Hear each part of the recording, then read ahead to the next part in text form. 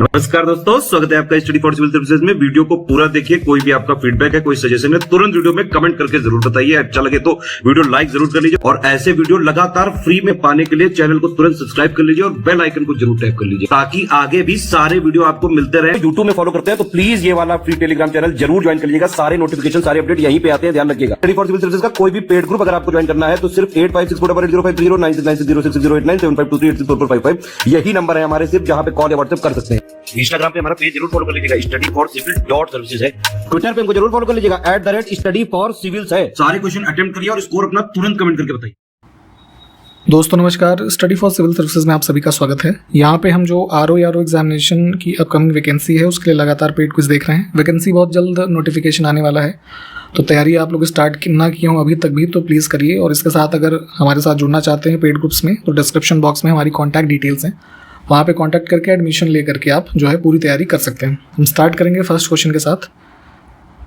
पूछा गया है जलियांवाला बाग हत्याकांड किस गांधीवादी सत्याग्रह के संदर्भ में हुआ था। ठीक है, तो एक ब्रिटिशर्स ने एक्ट इंट्रोड्यूस किया था, रॉलेट एक्ट। ठीक है, इसके क्या अंतर्गत प्रावधानों में था प्रमुख रूप से कि पॉलिटिकल एक्टिविटी उस समय काफ़ी चरम पे थी, तो उसमें बिना ट्रायल के किसी को भी जो है मतलब हिरासत में लेकर के 2 साल तक बिना ट्रायल के रखा जा सकता था जेलों में। ठीक है, तो इसी क्रम में 9 अप्रैल 1919 को जो है 2 व्यक्ति थे जो है सैफुद्दीन किचलू और डॉक्टर सत्यपाल, इनको अरेस्ट किया गया ब्रिटिशर्स के द्वारा। ठीक है, तो इसी के क्रम में आगे चल करके गांधी जी ने जो ये सत्याग्रह के संबंध में प्रपोज किया और बैसाखी के दिन 13 अप्रैल 1919 से डेट इंपॉर्टेंट है। ठीक है, तो अमृतसर में जलियांवाला बाग में लोग इकट्ठा हुए थे, तो वहाँ पे निहत्थे लोगों पे जनरल डायर के द्वारा गोलियां चलवाई गई। ठीक है, तो जलियांवाला बाग हत्याकांड के रूप में यही पॉपुलर है। तो यहाँ से एक मोटे तौर पे आप समझ गए होंगे, बाकी इसको डिटेल में पढ़िएगा। फिलहाल ऑप्शन हमारा सी जो है ये करेक्ट है। नेक्स्ट है माइकल ओ डायर के बारे में सही कथन चुनें। ठीक है, तो जब जलियांवाला बाग हत्याकांड हुआ तो उस समय वह पंजाब का लेफ्टिनेंट गवर्नर था। ठीक है, तो यहाँ पे पहला कथन हमारा जो है वो ठीक है। सेकंड स्टेटमेंट गलत है क्योंकि 1940 में इसकी हत्या की गई थी, परंतु भगत सिंह के द्वारा नहीं। ठीक है, भगत सिंह को तो बहुत पहले फांसी हो गई थी, सरदार उधम सिंह के द्वारा। ठीक है, ये एग्जैक्ट डेट थी जो मार्च 13, 1940। इसमें जो है लंदन में माइकल ओ डायर की हत्या की गई थी। इनके ऊपर एक फिल्म भी बनी थी अभी कुछ वर्ष पहले जिसमें विक्की कौशल थे, चाहे तो उसमें देखेंगे तो पूरी स्टोरी लाइन समझ में आ जाएगी। तो सिर्फ पहला कथन हमारा ठीक है। जलियांवाला बाग नरसंहार को किसने निवारक हत्या की संज्ञा दी थी, प्रिवेंटिव मर्डर। तो यहाँ पे इस इवेंट के बारे में भी कई सारे लोगों के अलग अलग स्टेटमेंट है ना, जिसने जिस हिसाब से इसको इंटरप्रिटेशन किया है। तो उसी क्रम में जो देखेंगे तो 1919 के टाइम पीरियड में इंडिया का सेक्रेटरी ऑफ स्टेट कौन था, एडविन मॉन्टेग्यू।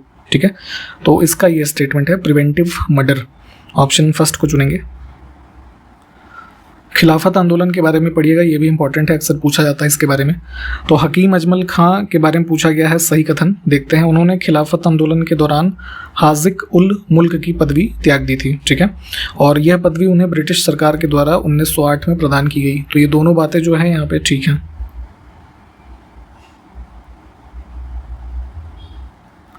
किस वर्ष में दिल्ली की जामा मस्जिद से स्वामी श्रद्धानंद ने हिंदू मुस्लिम एकता पर लगभग 30,000 मुस्लिमों के समक्ष भाषण दिया था। ठीक है, तो ये भी काफ़ी एक इम्पॉर्टेंट इवेंट है, 1919 का ही। ऑप्शन सी को चुनेंगे। एग्जैक्ट डेट की बात करें तो ये 4 अप्रैल 1919। ठीक, फरवरी 1922 में चौरी चौरा की घटना, इसमें से किस आंदोलन की वापसी का मुख्य कारण बनी। तो शायद हमने पहले भी इसको डिस्कस किया है, 4 फरवरी वाली घटना जो थाने में वॉयलेंट प्रोटेस्टर्स ने आग लगाई, तो उसके बाद असहयोग आंदोलन को वापस लेना पड़ा था गांधी जी को।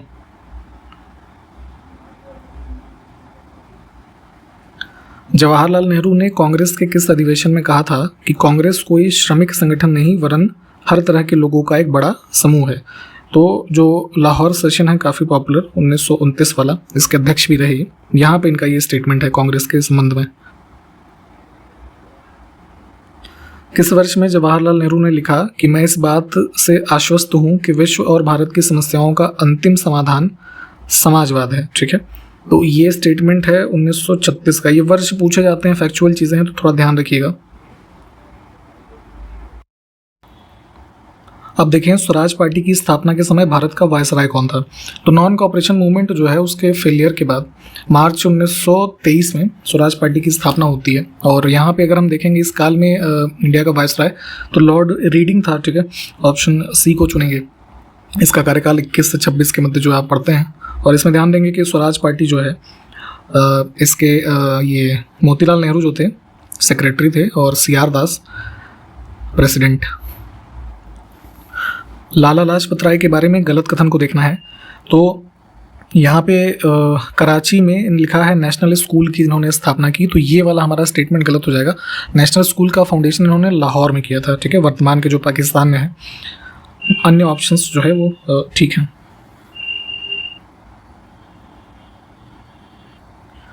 इसमें से किस वर्ष में इंडिपेंडेंस फॉर इंडिया लीग है ना, इस एक ऑर्गेनाइजेशन का गठन जवाहरलाल नेहरू, सुभाष चंद्र बोस इन्होंने मिलकर के किया था। तो इसमें 3 लोग थे, श्रीनिवास अयंगर भी थे जो कि पहले इसके प्रेसिडेंट भी रहे, है ना, इंडिपेंडेंस फॉर इंडिया लीग के। तो ये इसकी फाउंडेशन हुई थी 1928 में, ठीक है, जहाँ पे मुख्य रूप से इसकी जो डिमांड थी, है ना, एक कंप्लीट इंडिपेंडेंस। इसी के बाद आप जैसे लाहौर सेशन वगैरह देखते हैं तो वहाँ पे ये चीज़ें फॉर्मली अडॉप्ट की जाती हैं। तो ऑप्शन फर्स्ट करेक्ट होगा। साइमन कमीशन जो भारत आया 1930 में, इन्होंने अपनी रिपोर्ट प्रकाशित की। तो इसमें सिफारिश जो थी उसमें से कौन सा सही है। तो ये जो है मई 1930 में साइमन कमीशन ने अपनी रिपोर्ट प्रस्तुत की, जिसमें मुख्य रूप से 7-8 जो इनकी सिफारिशें थी प्रमुख रूप से पढ़ी जाती हैं। उसमें से यहाँ ये है कि जो वर्तमान म्यांमार है, पहले इसको बर्मा नाम से जानते थे, तो इसको भारत से अलग करके उड़ीसा एवं सिंध को जो है अलग प्रदेश का दर्जा दिया जाए। तो ये स्टेटमेंट ठीक है, क्योंकि उस समय का इंडिया का जो टेरिटरी था बहुत वास्ट था, है ना, और उस रेफरेंस में ये स्टेटमेंट हमारा ठीक है। दूसरा है प्रांतीय विधानमंडल जो थे उसमें सदस्यों की संख्या को घटाया जाए, ये गलत है। प्रांतीय विधानमंडलों में सदस्यों की संख्या को बढ़ाया जाए, ये प्रस्ताव इन्होंने दिया था, इसको ध्यान रखेंगे। बाकी हाईकोर्ट के रेफरेंस में जो है इन्होंने वो दिया था रिकमेंडेशन कि वो सरकार के नियंत्रण में आए और केंद्र में जो इसका कोई रिस्पॉन्सिबिलिटी ना हो, इसके रेफरेंस में बात की थी। तो थोड़ा डिटेल में इन चीज़ों को देखिएगा, सिर्फ इसमें पहला सही है हमारा। कांग्रेस के लाहौर अधिवेशन 1929 में घोषित संकल्प में इसमें से क्या स्पष्ट किया गया। तो ये सेशन काफ़ी इंपॉर्टेंट है। इसमें जैसे गोलमेज सम्मेलन जो आगे चल करके 3 हुए, है ना, उससे कोई लाभ नहीं है, ये इसमें डिक्लेयर किया गया। अखिल भारतीय कांग्रेस जब उचित समझेगी तो सिविल डिसोबीडियंस मूवमेंट जो है उसको स्टार्ट करेगी, ये बात भी ठीक है। इसके अलावा जैसे नेहरू रिपोर्ट की जो डोमिनियन स्टेटस की योजना थी उसको समाप्त माना गया इसमें, और इसमें स्वराज टर्म जो है इसको डिफाइन किया गया। इसका मतलब है कि कंप्लीट इंडिपेंडेंस, ठीक है। तो ये सब कुछ आउटकम्स थे जो कि यहाँ पे इसमें जो इनका रेजोल्यूशन था इसमें डिक्लेयर किया गया। महात्मा गांधी के सविनय अवज्ञा आंदोलन की तुलना नेपोलियन के पेरिस की ओर जाने वाले एक अभियान से किसने की थी। तो ये कंपैरिजन जो है एक वर्ड हिस्ट्री में शायद आपने कभी पढ़ा हो, तो नेपोलियन के द्वारा एल्बा से पेरिस की ओर जाने वाला एक अभियान था। तो उसी में सिविल डिसोबीडियंस मूवमेंट को कंपेयर किया था सुभाष चंद्र बोस ने। तो यहाँ पे इस इवेंट को थोड़ा डिटेल में चाहे तो पढ़ लीजिएगा। निम्नलिखित में से किसने अखिल भारतीय अनुसूचित जाति संघ का गठन किया। All India scheduled caste federation. तो जो है अपलिफ्टमेंट ऑफ दलित्स है ना, मुख्य रूप से इसका ऑब्जेक्टिव था और उनको उनके राइट्स के लिए फाइट करना। तो इसके लिए 1942 में भीमराव अम्बेडकर जी ने इसको स्थापित किया था। कांग्रेस समाजवादी पार्टी के सदस्यों को चुनना है। तो देखिए ये एक पार्टी इस्टेब्लिश की गई थी 1934 में आचार्य नरेंद्र देव और जयप्रकाश नारायण के द्वारा, ठीक है। तो इसके अन्य सदस्यों में जैसे यहाँ पे मीनू समानी, राम मनोहर लोहिया, ये सब पॉपुलर लोग थे। इसके अलावा जैसे अशोक मेहता है ना, और जैसे इधर यूसुफ मेहर अली का नाम काफ़ी पॉपुलर है, कई सारे नारों में आता है ना, और कमला देवी चट्टोपाध्याय। तो ये सब जो है इसके मेंबर्स से, तो यहाँ पे 4 लोग ही हो गए। जवाहरलाल नेहरू से किसने कहा था कि आप एक राष्ट्रभक्त हैं, जबकि जिन्ना, यहाँ पे मोहम्मद अली जिन्ना की बात हो रही है, ठीक। तो आप एक राष्ट्रभक्त हैं यानी कि नेहरू, जबकि जिन्ना एक राजनीतिज्ञ हैं। तो ध्यान दीजिएगा, 2 स्टेटमेंट है कि देश के प्रति पैट्रियट हैं कौन, नेहरू, और पॉलिटिशियन है जिन्ना। तो ये बेसिकली जवाहरलाल नेहरू ने एक पुस्तक लिखी है, आप शायद जानते होंगे, डिस्कवरी ऑफ इंडिया। तो उसमें उन्होंने उल्लेख किया था कि मोहम्मद इकबाल उनसे एक मुलाकात के दौरान जो है उन्होंने ये बात उनसे कही थी, ठीक है। तो ध्यान रखेंगे इसमें ऑप्शन फर्स्ट।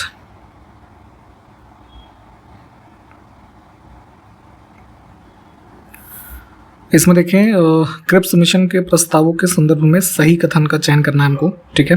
तो बेसिकली सेकेंड वर्ल्ड वॉर के टाइम पीरियड पे जो ब्रिटिश प्राइम मिनिस्टर थे विंस्टन चर्चिल, उन्होंने स्टैफर्ड क्रिप्स के नेतृत्व में जो है क्रिप्स मिशन भेजा था भारतीय सहयोग को मुख्य रूप से प्राप्त करने के लिए।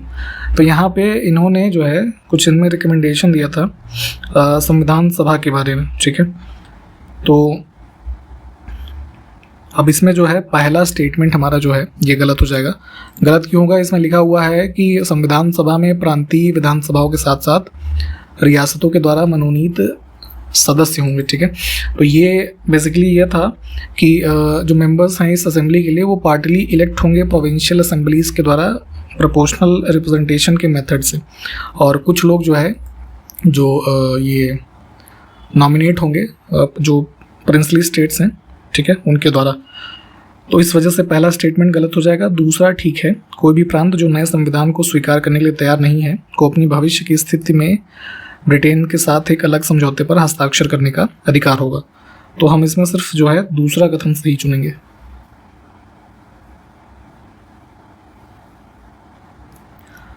गांधी जी की प्रसिद्ध टिप्पणी दुर्घटनाग्रस्त बैंक पर एक उत्तर तिथीय चेक, है ना, अ post dated cheque on a crashing bank, तो ये किसकी यात्रा के दौरान दिया गया था? तो ये जो है क्रिप्स मिशन के ही बारे में ये स्टेटमेंट है।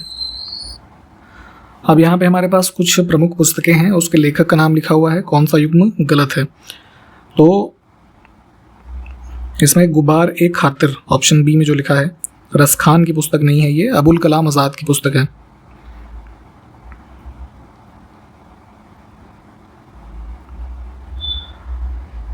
महिलाओं के लिए वह संघ चुने जिसकी स्थापना सबसे पहले किसी महिला के द्वारा की गई, ठीक है। तो फ्रीडम स्ट्रगल टाइम पीरियड में और उसके बाद भी महिलाओं की स्थितियों में सुधार, उनकी शिक्षा, इन सब चीज़ों के लिए कई तरह के संस्थान जो है ऑर्गेनाइजेशन इस्टेब्लिश किए गए। तो उसी क्रम में सबसे पहले जो यहाँ विकल्पों में लिखे हुए हैं तो आर्य महिला समाज, ठीक है, इसको आर्य वुमेन सोसाइटी भी कहते थे। इसकी स्थापना जो है यहाँ पुणे में की गई थी इनके पंडिता रमाबाई के द्वारा, ठीक है, इनको ध्यान रखेंगे,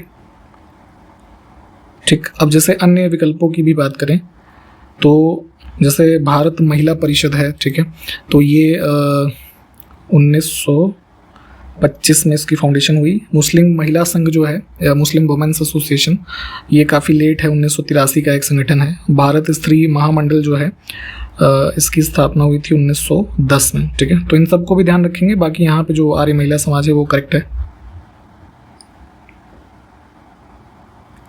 भारत में ब्रिटिश शासन के दौरान अहमदिया आंदोलन किसके द्वारा शुरू किया गया?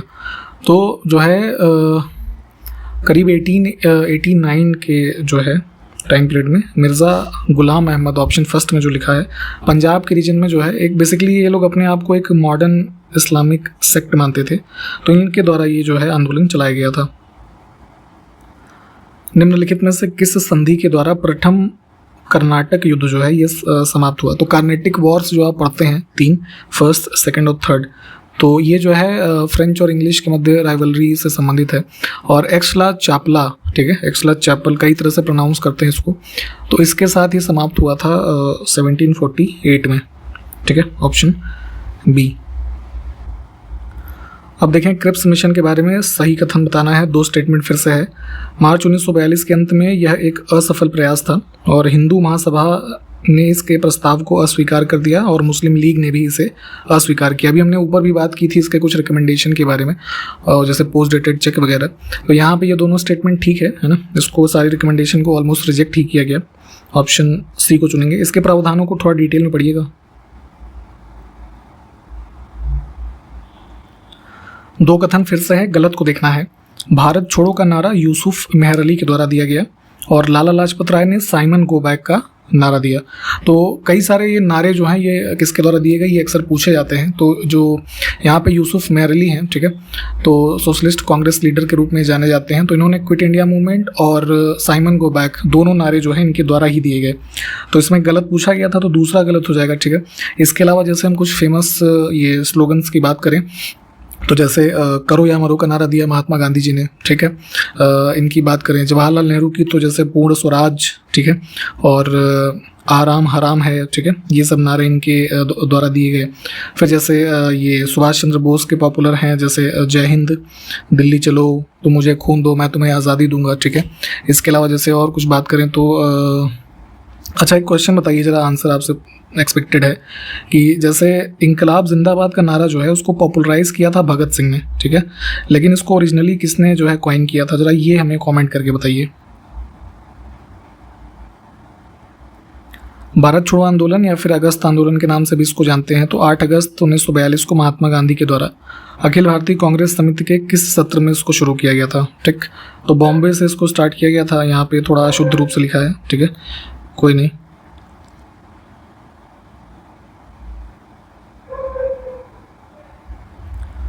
चित्तू पांडे जिन्होंने बलिया में एक समानांतर सरकार की स्थापना की थी, स्वयं को क्या कहते थे? तो अगस्त 1942 के दौरान ही वो जो उस समय का हमारा यूनाइटेड प्रोविंस था, तो बलिया के रीजन में जो वर्तमान का है वहाँ पे सभी पुलिस थाने और सरकारी जो भवन थे इन पर कब्जा करके इन्होंने एक पैरेलल गवर्नमेंट की स्थापना की। और अगर बात करें ये अपने आप को क्या कहते थे, तो गांधीवादी ये कहते थे, ठीक है, ऑप्शन सी। इसमें देखें, उन स्वतंत्रता सेनानियों को चुने जो क्रांतिकारी राष्ट्रवाद से संबंधित थे, ठीक है। तो देखिए जैसे आप ये इंडियन नेशनल कांग्रेस का सूरत स्प्लिट देखते हैं, तो जैसे वहाँ पे कुछ एक एक्सट्रीमिस्ट और मॉडरेट का एक फैक्शन अलग हो गया था, तो कुछ लोग उग्रवादी गतिविधियों से आज़ादी को पाने में विश्वास रखते थे, तो कुछ उन्हीं एक्टिविटीज़ में संबंधित रहीं अलग अलग टाइम पीरियड में महिलाएं भी, ठीक है। तो जैसे यहाँ पे जो नाम लिखे हुए हैं, बीना दास के बारे में हमने पहले बात की हुई है कि जो है यूनिवर्सिटी ऑफ कैलकाटा का जो कॉन्वोकेशन था अराउंड 1932, तो इसमें उन्होंने वहाँ पर डिग्री लेते समय कॉन्वोकेशन में गवर्नर को गोली मार दी थी, ठीक है। तो ये भी उग्रवादी जो क्रांतिकारी राष्ट्रवाद था उससे संबंधित थी। शांति और सुनीति, ठीक है, ये स्कूल गर्ल्स थी बेसिकली, और इन्होंने अपने इधर ही रीजन में एक डिस्ट्रिक्ट मजिस्ट्रेट को गोली मार दी थी, ठीक है। इससे तो ये लोग भी उससे संबंधित थी। कल्पना दत्त जो है इधर सूर्य सेन के साथ संबंधित एक्टिविटीज़ में जो है पार्टिसिपेटेड थी। मतांगिनी हाजरा इसमें ऐड हो जाएंगी, ठीक है। तो 1, 2, 4 को फिलहाल चुनते हैं।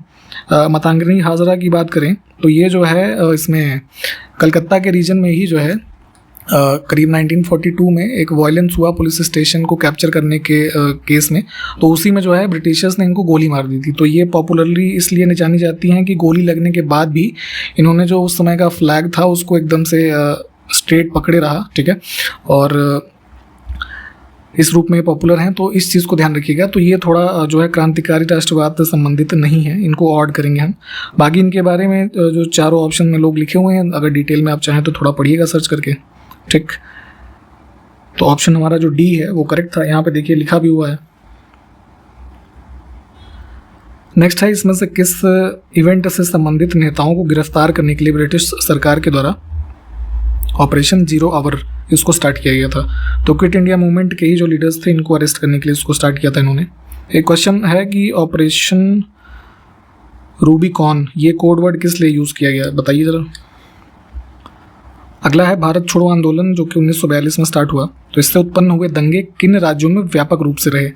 तो बेसिकली गांधी जी लोगों को जैसे गिरफ्तार वगैरह किया गया था, ठीक है, और ये लेटर ऑन काफ़ी व्यापक रूप लिया भारत छोड़ो आंदोलन ने, और ये मुख्य रूप से जो है कह लीजिए वायलेंट हो गया है ना कई सारे क्षेत्रों में, मुख्य रूप से बिहार और जो उत्तर प्रदेश अभी का है यूनाइटेड प्रोविंस तब कहते थे यहाँ पे, है ना। तो जैसे इधर आपका ईस्टर्न में आजमगढ़ वगैरह हो गया, बलिया, गोरखपुर, है ना, भागलपुर, पूर्णिया, ये सब में काफ़ी वायलेंट रहा ये इससे उत्पन्न दंगे। तो सिर्फ पहला और दूसरा चुनेंगे।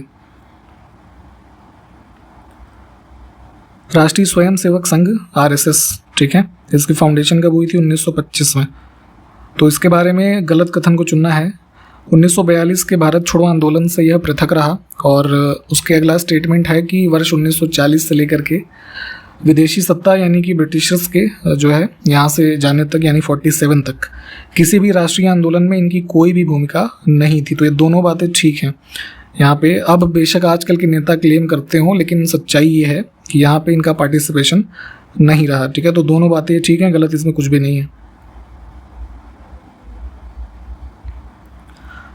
नेक्स्ट है एमिली शेंकल, इसमें से किस स्वतंत्रता सेनानी की पत्नी का नाम था? तो ये जो है सुभाष चंद्र बोस की वाइफ थी, ऑप्शन बी। मुख्य रूप से ये ऑस्ट्रिया या हंगरी कह लीजिए ओरिजिन की थी। सुभाष चंद्र बोस के द्वारा दिए गए नारों को चुने। तो अभी ऊपर ही हमने बताया था आपको, दिल्ली चलो, जय हिंद, तुम मुझे खून दो, मैं तुम्हें आज़ादी दूंगा, तीनों ही संबंधित है इनसे। कैबिनेट मिशन के संदर्भ में निम्नलिखित में से कौन सा कथन सही है? तो भारत में देखेंगे मुख्य रूप से सत्ता के हस्तांतरण कॉन्स्टिट्यूशन के एक इंडिपेंडेंट नेशन के बाद होना कैसा होना चाहिए, इन सब ऑब्जेक्टिव के साथ ये कैबिनेट मिशन जो है इसको भेजा गया था। 3 सदस्यीय मिशन था ये, ठीक है। और इसमें अगर देखेंगे तो इसका जो रिकमेंडेशन था, तो यहाँ पे फेडरल गवर्नमेंट जो ऑप्शन फर्स्ट में लिखा है कि इसने संघीय सरकार की सिफारिश की, जिसमें इन्होंने सेंटर को, है ना, एक तरीके से वीकेंड किया और इसमें प्रोविंशियल ऑटोनॉमी की बात थी, ठीक है। तो यहाँ पे मुख्य रूप से जो गवर्नमेंट के फंक्शंस थे या उसके फॉर्म थे उसके संबंध में रिकमेंडेशन थी। इसमें भारतीय न्यायालयों की शक्तियों का विस्तार जो है, ये स्टेटमेंट यहाँ पे सही नहीं है, तो सिर्फ पहला हमारा सही होगा। थोड़ा इसके बारे में भी डिटेल में पढ़िएगा, जैसे ये हुआ क्रिप्स मिशन हमने देखा था, है ना, साइमन कमीशन, तो ये सब इंपॉर्टेंट है, इसके सारे प्रोविज़न आपको पता होने चाहिए क्योंकि इनसे क्वेश्चन आता ही आता है। कृषक प्रजा पार्टी, जो कि ब्रिटिश भारत में एक राजनीतिक दल था जिसने जमींदारी के उन्मूलन के लिए मुख्य रूप से संघर्ष किया, इसकी स्थापना किसके द्वारा की गई थी? तो फजल उल हक, ऑप्शन फर्स्ट में जो लिखे हुए हैं, इनके द्वारा 1930s में इसकी स्थापना की गई थी, मुख्य रूप से बंगाल के रीजन में, ठीक है। इसको पहले प्रजा समिति जो से बंगाली में कहते थे, तो बाद में रीनेम किया गया था कृषक प्रजा समिति के नाम से, है ना, या कृषक प्रजा पार्टी भी कह सकते हैं।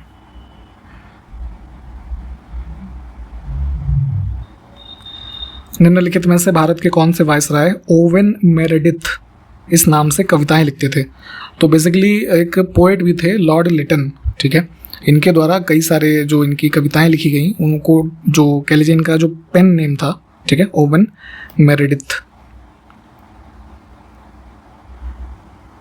2 स्टेटमेंट फिर से है, सही को देखना है। तो महालवाड़ी जो बंदोबस्त प्रणाली थी, मुख्य रूप से जो ये सब लैंड रेवेन्यू से संबंधित व्यवस्थाएं हुई, तो इसकी मतलब शुरुआत 1822 के दौरान हॉल्ट मैकेंजी और R.M. बर्ड के द्वारा की गई, ये बात ठीक है। रैयतवाड़ी सिस्टम जो था, इसको थॉमस मुनरो और रीड के द्वारा 1820 में स्टार्ट किया गया था। दोनों ही बातें यहाँ पे ठीक है, इनके बारे में थोड़ा डिटेल में भी पढ़िए।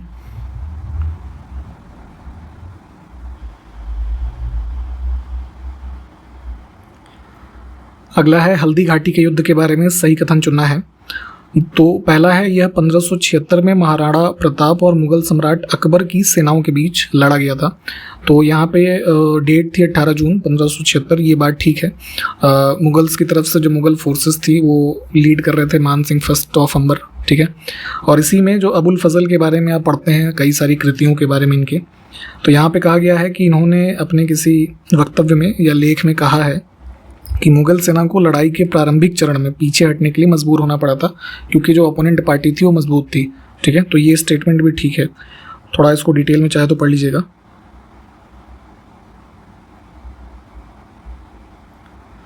दो स्टेटमेंट फिर से है, गलत को देखना है।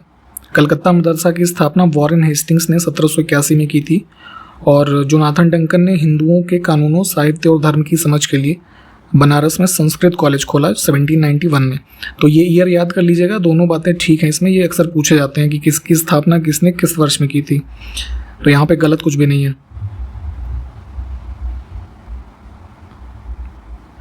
भारतीय सिविल सेवा के संदर्भ में सही कथन चुने। तो पहला है, प्रारंभ में ये परीक्षाएं केवल लंदन में आयोजित की जाती थी। तो ये बात ठीक है। 1919 का जो मॉन्टेग्यू चेम्सफोर्ड एक्ट आप पढ़ते हैं, तो उसमें भारतीय सिविल सेवा के लिए एक अलग परीक्षा का प्रावधान था जो भारत में आयोजित की जानी थी। तो इसी के बाद से आप देखते हैं कि आगे पब्लिक सर्विस कमीशन इंडिया में भी इस्टेब्लिश होता है, फिर ये एग्ज़ाम जो है यहाँ पे ही होने लगे। तो सिर्फ जो है इसमें दोनों करेक्ट हो जाएंगे वैसे तो।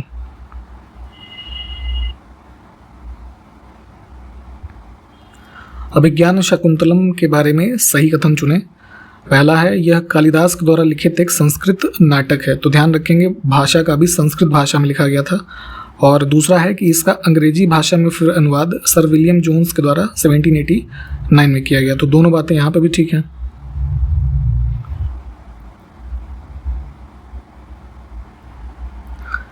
नेक्स्ट है, अलीपुर बॉम्बे केस ट्रायल किसे संदर्भित करता है? तो ये अलीपुर बॉम्बिंग केस जो था 1908 का, जिसमें टारगेट किया गया था डगलस किंग्स फोर्ट जो था, इसको बम मारा गया था। ठीक है, तो वही यहाँ पे ऑप्शन सी में लिखा है, मुजफ्फरपुर के जिला जज की हत्या का प्रयास करने से। Option C. इसमें कौन शामिल था, जरा कमेंट करेंगे क्या? रविंद्रनाथ टैगोर को गुरुदेव की उपाधि किसने दी थी? तो ये महात्मा गांधी जी ने। भारतीय इतिहास के संबंध में तमंचा शाही मुद्रा का जारी करता राज्य कौन सा था? तो जो छोटे छोटे प्रिंसली स्टेट्स थे, है ना, रूल करते थे, तो ये कुछ करेंसी भी इशू करते थे, कह लीजिए। तो अब यहाँ पे जो तमंचा शाही लिखा हुआ है, ये इधर राजस्थान का जो धौलपुर एरिया है ना, यहाँ से इशू होता था। ऑप्शन बी को चुनेंगे। जैसे अन्य ऑप्शंस की भी बात करें तो बीकानेर राज्य जो था, वहाँ से जो मुद्राएं इशू होती थी उसको कहते थे विजय शाही। ठीक है, इसको ध्यान रखेंगे। अलवर की बात करें तो अलवर में जो इशू करते थे उसको राव शाही बोलते थे। ठीक है, और जैसलमेर की अगर बात करें तो इसको डोडिया मुद्रा बोलते थे। ठीक, नेक्स्ट है, निज़ामुद्दीन मोहम्मद खलीफा किसके शासनकाल के दौरान नियुक्त किया गया वजीर या फिर दीवान ए कुल उसको कहा जाता था? ये भी था। तो जो सिविल और मिलिट्री पावर्स मुख्य रूप से इंटरेस्टेड होती थी इस व्यक्ति में, तो निज़ामुद्दीन मोहम्मद खलीफा अपॉइंट किया गया था बाबर के द्वारा। Option second. ठीक है, जैसे अकबर की बात करें तो अकबर में ये जो है इस पद पे, इसका नाम था मुजफ्फर खान। ठीक है, शाहजहां में जैसे बात करें तो आसफ खान, और औरंगज़ेब में असद खान। ठीक, तो इसमें पर्टिकुलर में बी ऑप्शन करेक्ट है। ठीक है, तो इसी के साथ इसको हमने कंप्लीट किया है, इस वीडियो को। जो क्वेश्चंस पूछे गए हैं प्लीज़ उसको बताइएगा, और काफ़ी इंपॉर्टेंट फैक्ट्स हमने देखे हैं इस पर्टिकुलर वीडियो में, तो उनके बारे में भी आप डिटेल में पढ़ें, चीज़ें उससे पूछी जाती हैं लगातार। ठीक है, तो इसके बाद से हम अगले वीडियो में कंटिन्यू करेंगे। तब तक के लिए नमस्कार, जय हिंद।